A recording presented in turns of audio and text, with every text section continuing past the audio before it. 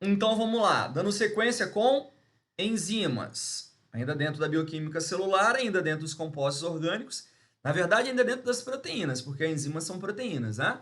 Então vamos com enzimas. Quem são as enzimas? Bom, pelo que a gente acabou de reconhecer aqui, na teoria de proteínas, enzimas são proteínas. Não é isso? Sim, enzimas são proteínas. As enzimas são proteínas. Mas proteínas que fazem o quê? Proteínas que aceleram as reações biológicas que se processam nas nossas células.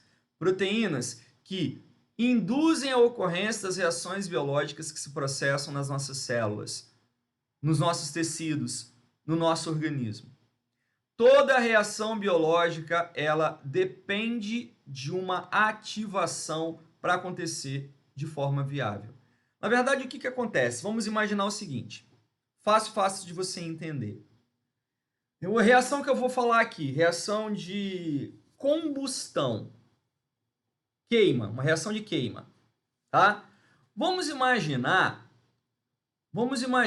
que você tenha um palito de fósforo. Você tem um palito de fósforo em mãos. Tá aqui, um palito de fósforo na sua mão. Esse aqui é um palito de fósforo.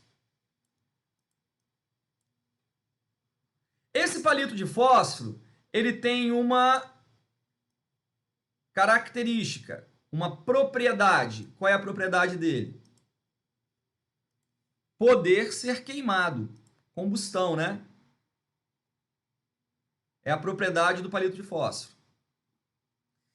É o seguinte, eu deixei esse palito de fósforo parado, tirei o palito de fósforo, botei ele em cima da mesa.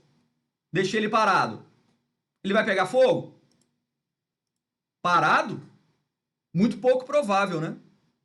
Muito pouco provável que ele pegue fogo. Mas ele tem um potencial de reação, não tem? Tem. Mas esse potencial de reação vai se estabelecer normalmente? Sozinho? Muito pouco provável.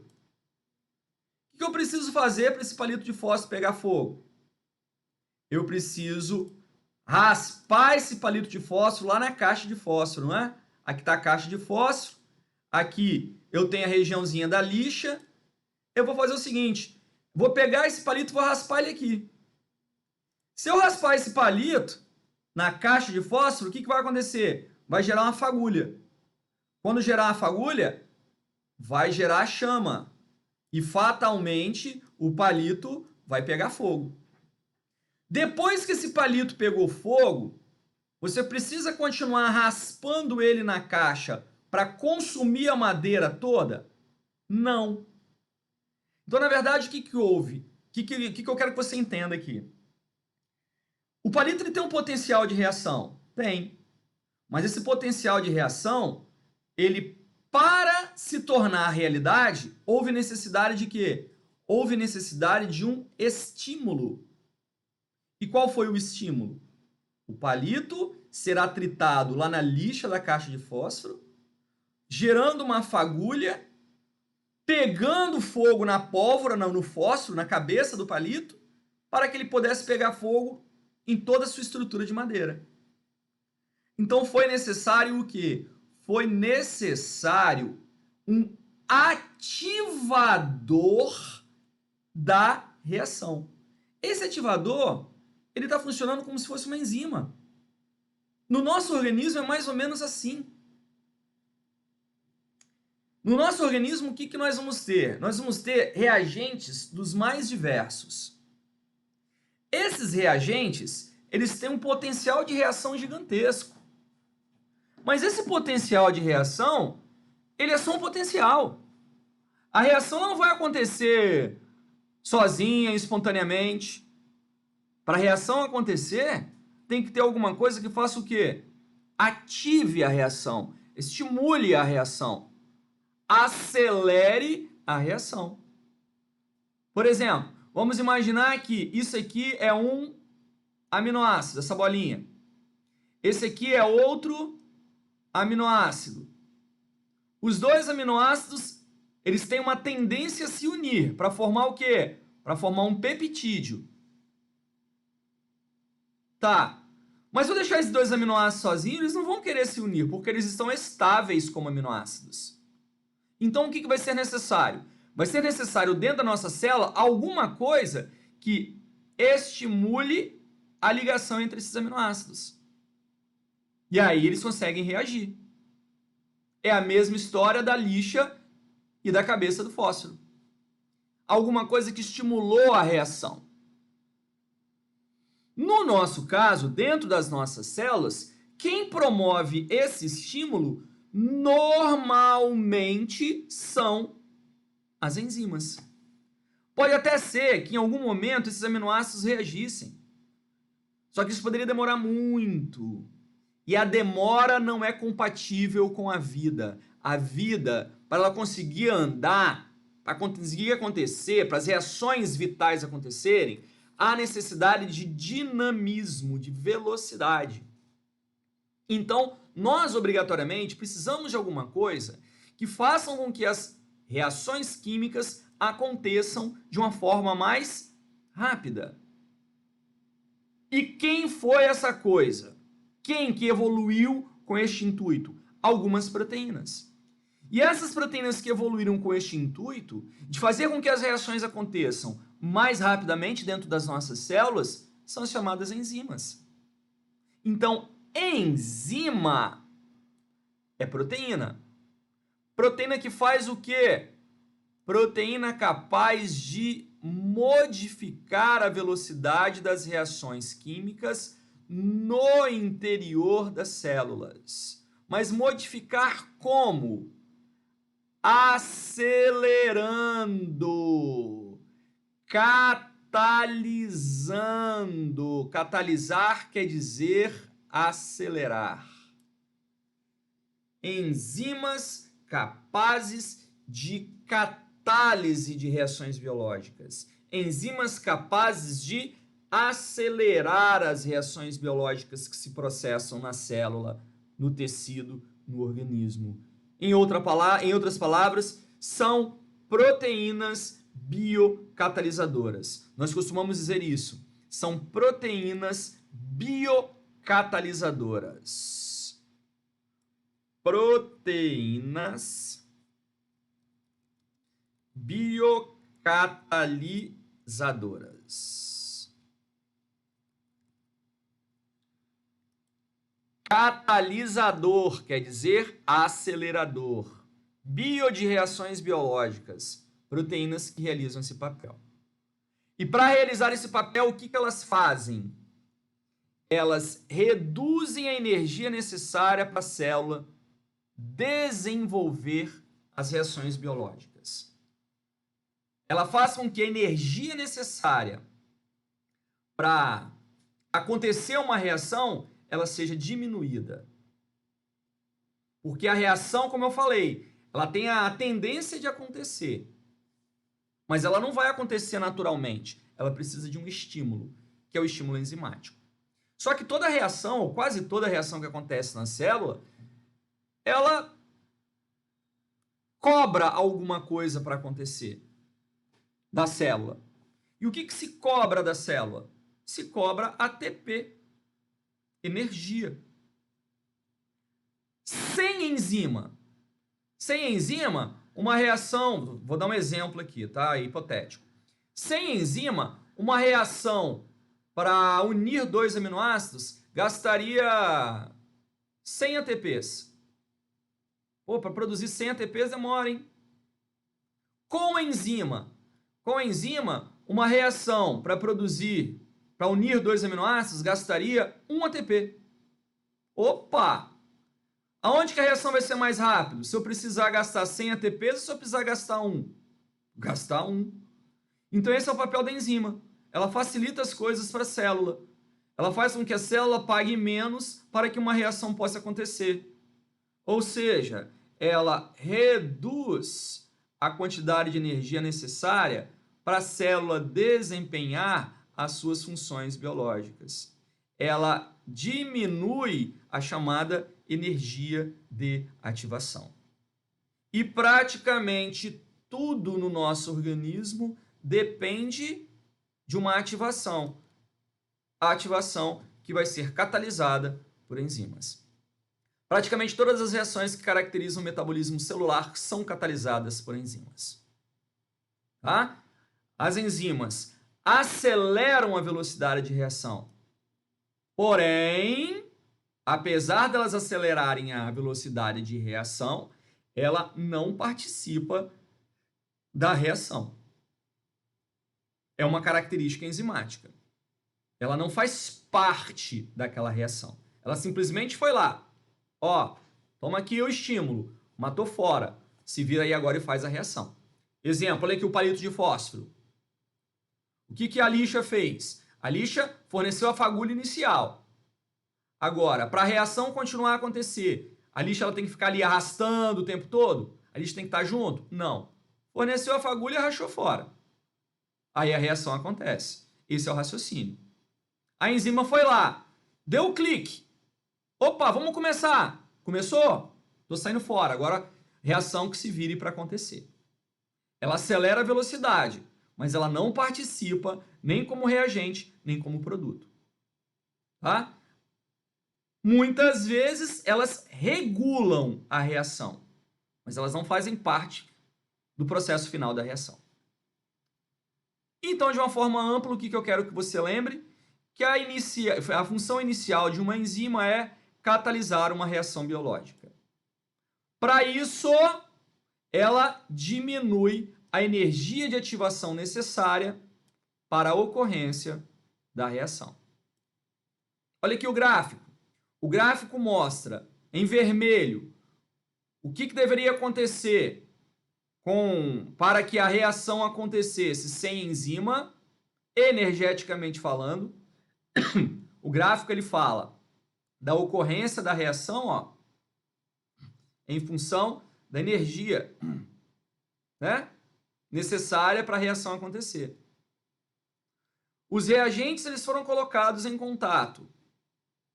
Sem enzima, olha aqui, o quanto de energia que tem que gastar. Aí depois que ativou a reação se processa normalmente. Com enzima em azul, olha aqui, o tanto de energia que tem que gastar. Depois que ativou a reação, ela se processa normalmente. Então, onde que é mais fácil reagir? Sem enzima ou com enzima? Com enzima. Por quê? Porque com enzima, a energia de ativação, olha aqui, ela é muito menor do que sem enzima. Se a energia de ativação é menor, quer dizer que a reação começa mais rápido. Se ela começa mais rápido, quer dizer que a célula gastou menos para o processo se estabelecer. Então, sempre que nós pensarmos como que uma enzima atua, hein? Resposta: diminui a energia de ativação necessária para a ocorrência das reações. E para conseguir fazer isso, o que ela precisa fazer? Ela precisa fazer isso aqui, ó. Ela precisa se ligar com a substância que vai reagir. Olha o meu esquema. Meu esquema de modelo de reação. Existem dois modelos de reação. Modelo chave-fechadura, modelo do ajuste induzido. Muitos professores nem falam desse ajuste induzido, porque o mais comum é o chave-fechadura. Mas a ideia geral dos dois é a mesma. Qual é a ideia geral? A ideia geral é uma enzima reconhecer a substância que ela vai reagir, se ligar a essa substância, se separar dessa substância, que não será mais uma substância que reagiu, mas uma substância que foi modificada. Certo? Então vamos agora usar os termos, hein? Aqui eu tenho a enzima. Esse aqui é um desenho esquemático, tá, pessoal? Tá representando a enzima. A enzima, ela vai ter uma região na sua estrutura, esse pedacinho aqui, ó, que é a região capaz de se ligar à substância com a qual essa enzima reage ou promove estímulo de reação. Está representado pelo S. A substância capaz de se ligar à enzima no seu sítio ativo, essa região recebe o nome de sítio ou centro ativo, a gente chama de substrato. Substrato, então esse S aqui representa um substrato da enzima. Substrato enzimático. A enzima, ela literalmente se liga a esse substrato, olha aqui, ó. Se encaixa, formando o complexo enzima-substrato. Complexo enzima-substrato.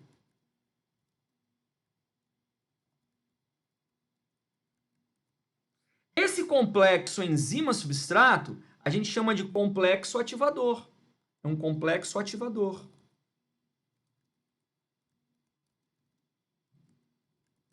Complexo ativador da reação. E nesse momento, o que aconteceu? A reação foi induzida. E aí, olha o que nós temos? Nós temos a enzima intacta e o agora produto formado. No caso aqui, 2 produtos. A reação foi quebrar uma molécula em 2. Então, após a formação do complexo enzima-substrato, liberou-se a enzima intacta e liberou-se também os produtos. Então, eu tive a enzima com o seu sítio ativo, entrando em contato com o substrato enzimático, formando o complexo enzima-substrato, ativando a reação, liberando a enzima e os produtos. Agora, note, quem que se modificou? A enzima? Não, ela está do mesmo jeito, ó. Olha ela aqui no final, olha aqui no início. Quem se modificou foi o substrato. Foi o que eu falei aqui, ó. Ó, as enzimas aceleram a reação. No entanto, ela não, sem, no entanto, participar como reagente ou produto. No final, ela está intacta. Do lado de cá, a mesma coisa, ó. Nesse outro caso aqui, a mesma coisa. Olha aqui, ó, a enzima com o seu sítio ativo. Aqui está o sítio ativo da enzima. E aqui está o substrato. Certo? Só que nesse caso, o que a gente percebe? A gente percebe uma organização diferente do substrato com o sítio ativo. Então, o que a enzima ela fez? Ela ajustou-se ao substrato para formar o complexo enzima-substrato. E depois se separou intacta, formando os produtos. A ideia é a mesma. A única coisa é que, no primeiro exemplo, nesse exemplo de cá, que a gente chama de chave fechadura, o sítio ativo ficou duro, ó, rígido, não mudou. E no exemplo de cá, que a gente chama de ajuste induzido, o sítio ativo ele se ajustou ao substrato e depois voltou ao normal. Ou seja, para que tenha uma reação, o que é necessário? É necessário sempre uma enzima, um substrato, o complexo enzima-substrato, a enzima e os produtos.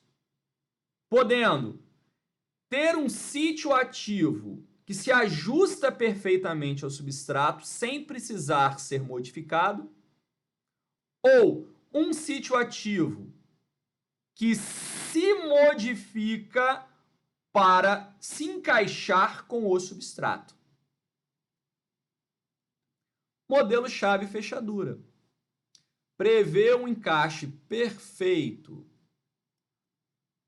do substrato no sítio de ligação, que seria rígido como uma fechadura. Modelo do ajuste induzido prevê um sítio de ligação não totalmente pré-formado, mas sim moldável à molécula do substrato. A enzima se ajustaria à molécula do substrato na sua presença. Mas o mais importante, o que eu quero que vocês fixem? Para ter a reação, o que é necessário? É necessário a enzima reconhecendo o substrato, formando o complexo enzima-substrato e posteriormente liberando a enzima intacta mais o produto ou os produtos. Para ter a reação enzimática, obrigatoriamente tem que ter isso aqui. Beleza?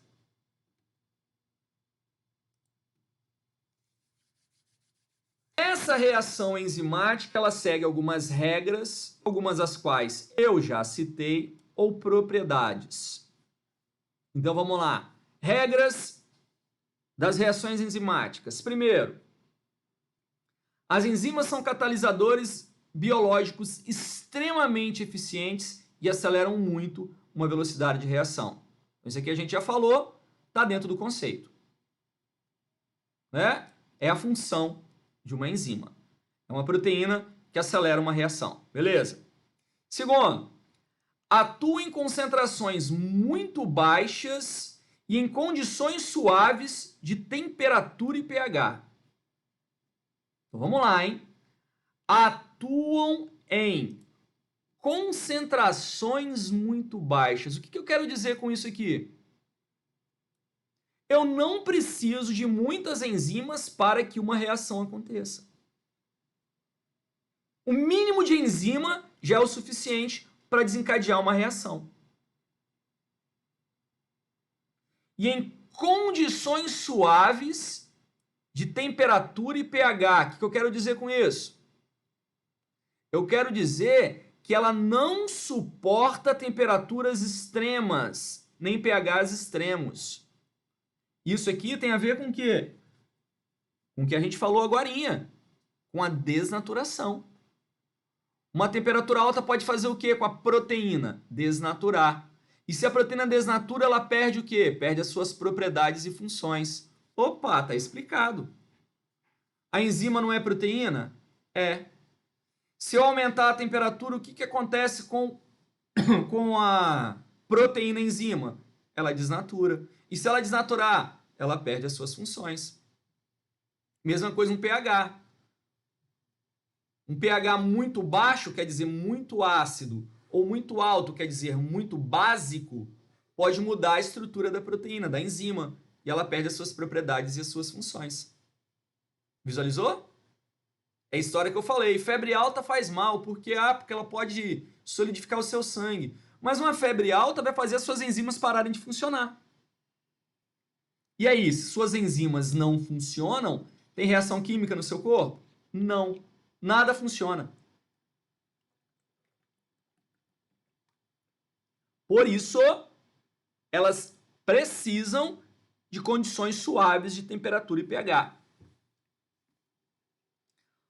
Justamente pelo fato delas possuírem todas as características das proteínas, porque elas são proteínas. Dessa maneira, elas podem ter a sua atividade regulada. Existem fatores que podem regular o funcionamento de algumas enzimas. Nós vamos ver isso depois. Quer ver um exemplo? Vitamina. As vitaminas, elas estão no nosso organismo, em grande parte, a maioria delas, para regular a atividade das nossas enzimas. Por isso que as vitaminas, elas se encontram no grupo dos nutrientes reguladores. Outra aqui. As enzimas são específicas aos substratos sobre os quais atuam. Isso é importante. E o que eu quero dizer com isso? Eu quero dizer que as enzimas elas não atuam sobre qualquer substância. Elas são muito fiéis aos seus substratos. O que é o substrato mesmo? A substância que se liga à enzima e responde ao estímulo enzimático. Quer dizer, então, que a enzima ela não se liga a qualquer substância, não. Ela só se liga àquela substância que ela reconhecer como seu substrato. Se não for o substrato da enzima, não tem reação. Por exemplo, a reação que eu vou fazer aqui é quebrar o amido para formar maltose. Vou quebrar o amido para formar maltose. Para eu quebrar o amido, o que eu preciso? De uma enzima. Qual é a enzima? Amilase. Eu não vou conseguir quebrar o amido usando uma enzima peptidase. Eu não vou quebrar o amido usando uma lipase. Eu só vou quebrar o amido usando a amilase. Por quê? Porque o substrato da enzima amilase é o amido e ela só reage com ele. Porque as enzimas são específicas aos seus substratos, não reagindo com substâncias que não sejam os seus reais e verdadeiros substratos. As enzimas não reagem com substâncias que não sejam o seu real substrato. Especificidade de substrato. Outra, as enzimas realizam reações reversíveis. Autoexplicativo, né? Eu pego uma enzima que quebra um composto em dois, ela pode ser usada para pegar esses dois compostos e voltar para o que foi produzido inicialmente, o que você tinha inicialmente. Vou pegar a enzima, vou reagir com uma substância X. Vou formar uma substância Y. Essa é a reação. Na verdade, vou liberar a enzima, né? Mais a substância Y. Do mesmo jeito que a reação foi feita de um lado, ela pode ser feita do outro. Então, na verdade, o ideal seria representar essa reação assim, ó. Ó. Nos dois sentidos. Por quê? Porque a enzima ela faz uma reação reversível. É o que a gente chama de reversibilidade de reações. Autoexplicativo. E, repetindo aqui pela terceira vez, isso aqui a gente já falou em outro momento também, ó. Falamos agorinha. As enzimas participam das reações, mas não fazem parte das reações, ou seja, a enzima não é consumida na reação. A enzima não se gasta. Ouviu o que eu falei? A enzima não se gasta. Você pode usar a mesma enzima para fazer a mesma reação o dia inteiro. Se as condições forem favoráveis, as reações se estabelecem normalmente, porque a enzima não é consumida na reação. A enzima não se gasta. Claro, ela pode ser perdida devido a alguns fatores, por exemplo, os fatores desnaturantes. Mas a reação em si, ela não consome a enzima. Tá? Então essa é a frase, a enzima não se gasta. Ó. A enzima não se gasta. Ela não é consumida na reação. Ok? Fiquem atentos com essas propriedades, porque nós precisamos de mais disso para entendermos as reações sendo estabelecidas. Beleza? Bom, As enzimas elas podem ser influenciadas por alguns fatores. Existem fatores externos que influenciam a atividade enzimática. Quais são esses fatores? Temperatura, pH, concentração de substrato. São os 3 principais fatores que influenciam a atividade de uma enzima. Temperatura. Raciocínio simples, pessoal. O que eu falei que a temperatura pode fazer com a proteína? Desnaturar, né? Pois é.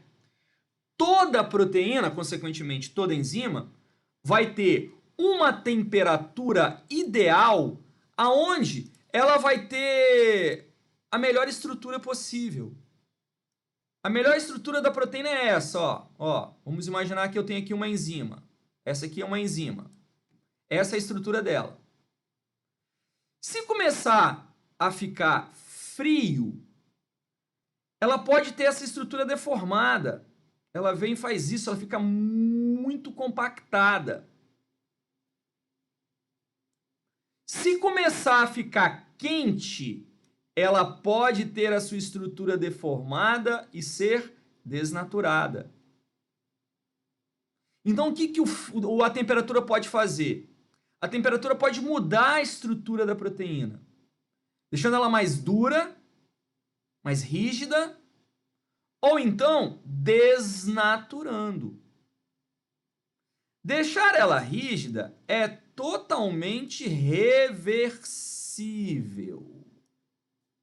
Desnaturar normalmente não é reversível. Qual é o raciocínio então? Se você entendeu o que eu falei aqui, o raciocínio é o seguinte: vai ter um momento que vai ser o momento ideal. Esse aqui é o momento ideal da enzima. Esse momento ideal, ela vai ter a sua melhor estrutura. Agora, se eu sair dessa estrutura ideal, o que vai acontecer? Perda de atividade. No momento ideal, nós temos atividade biológica máxima.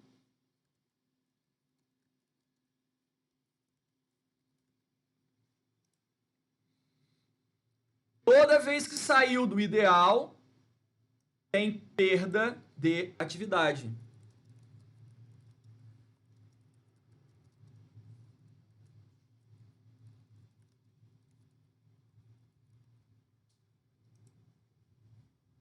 Perda.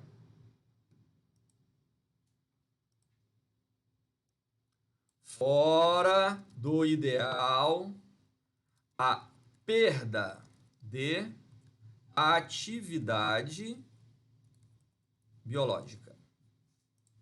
Ok? Entendemos o raciocínio?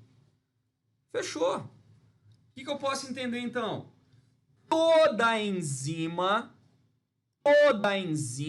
vai ter uma temperatura ideal de atuação. Na temperatura ideal, o que acontece com a velocidade de atuação enzimática? É a máxima. É a maior possível. Se eu sair da temperatura ideal, esfriando ou aquecendo, vai haver perda da atividade biológica. Então, a atividade biológica, olha aqui, diminuiu, ó. A atividade biológica diminuiu. Se ela diminuiu devido à diminuição da temperatura,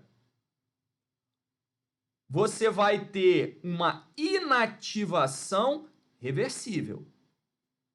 Abaixo da temperatura ideal, a enzima diminui a sua atividade gradualmente até se tornar inativa, de forma reversível. Tá? Então, vou repetir, hein? Se a alteração for por diminuição de temperatura, ela é reversível. Agora, se houver uma diminuição da atividade biológica devido ao aumento da temperatura, isso está acontecendo devido ao processo de desnaturação. E o processo de desnaturação normalmente leva a uma enzima desnaturada. E uma enzima desnaturada é uma enzima perdida, geralmente irreversível. Então o raciocínio é esse, pessoal. Toda enzima tem uma temperatura ideal de atuação, na qual a velocidade de reação é máxima. Acima ou abaixo da temperatura ideal, a velocidade de reação enzimática diminui. A diminuição da atividade enzimática pela diminuição da temperatura gera uma inativação reversível. A diminuição da atividade enzimática pelo aumento da temperatura gera uma desnaturação. Desnaturação ao ponto da enzima chegar a total inatividade. Quando ela chega a total inatividade, nós falamos que ela está desnaturada. E a desnaturação pelo calor normalmente é irreversível. Aqui, ó, em relação ao pH, o raciocínio é o mesmo. O raciocínio é o mesmo. Tá? Esse mesmo desenhozinho aqui, ó, que eu fiz, vale para o pH. Eu vou ter uma forma na qual vai ser o ideal para a enzima funcionar num pH.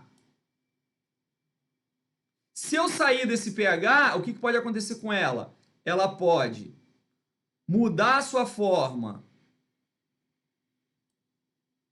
mais ou menos. E é o mesmo raciocínio. Só lembrando, para quem não... Eu falei de pH aí várias vezes, para quem não lembra, pH é o que mede o nível de acidez e basicidade, né? O pH ele tem uma escala que vai de 0 a 14. O 7 é neutro, abaixo de 7 é ácido e acima de 7 é básico. Então, é o nível de acidez. E é o mesmo raciocínio. Toda enzima vai ter o quê? Um pH ideal. Nesse pH ideal, quer dizer que a forma dela vai ser a melhor possível. Se a forma dela é a melhor possível, quer dizer que ela vai alcançar o seu máximo de atividade. pH ideal, velocidade máxima. Ponto ótimo de atuação da enzima. Agora, se você tira ela do seu pH ideal, o que vai acontecer com a velocidade? Vai diminuir. Ó, vai diminuir. Correto? Mesmo raciocínio. Acima ou abaixo do pH ideal, a enzima diminui sua atividade, podendo inclusive ser inativada. De modo que pH extremo pode levar à desnaturação. Um ácido muito forte, uma base muito forte, pode causar desnaturação, que no caso do pH pode ser reversível. Você quer ver um exemplo? Leite. Você pega um copo de leite, não precisa ser um copo não, pega um pouquinho de leite na sua casa, leite integral de preferência, e joga, não precisa ser integral não, e joga nesse leite vinagre. Vinagre é ácido. A hora que você jogar vinagre no pouquinho de leite, ele vai começar a coalhar. Vai precipitar um monte de massa. Essa massa que está precipitando é proteína. Que ela está o quê? Desnaturando. Se você tivesse a possibilidade de reverter esta acidez, ela iria voltar ao normal depois. Então, toda enzima tem um pH ideal de atuação. Mantendo-se o pH ideal, ela estará no seu ponto ótimo. O que é ponto ótimo? A relação entre o pH ideal e a velocidade máxima. Fora do pH ideal, a velocidade de reação enzimática diminui. pH extremo pode desnaturar. E para fechar, a concentração de substrato. Substrato é a substância que reage com a enzima, não é isso? Sim. O raciocínio é simples. Não tem substrato, não tem reação. Você quer reação? Dá substrato.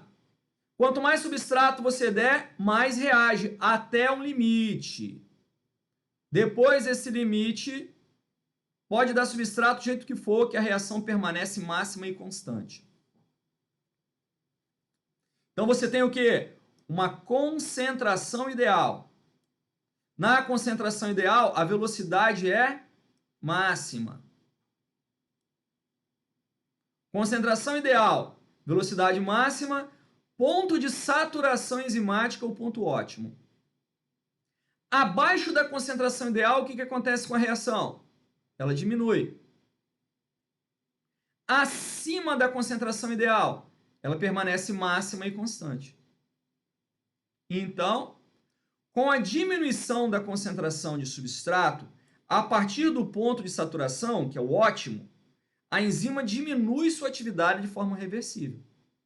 Porém, acima da concentração ideal, a atividade enzimática permanece máxima e constante.